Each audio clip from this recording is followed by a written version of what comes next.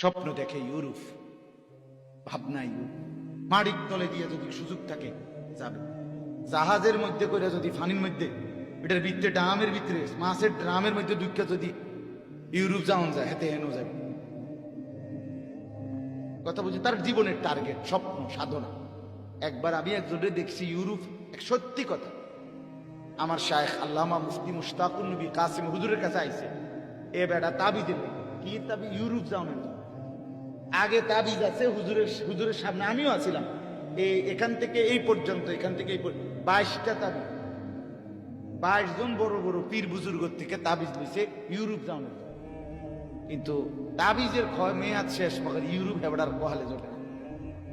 শেষ 23 নম্বর তাবিজের লেগে আইছে আমরা হুজুরের কাছে, আমার শায়েখ আল্লামা মুফতি মুশতাকুর নবী সাহেব। আমিও বসা, হুজুরে আগে বলছে, কয় এডি দিয়ে তো হইছে না, যাইতে আসছেন না? কয় না, কয় তাহলে এটি কাটেন, খুলেন।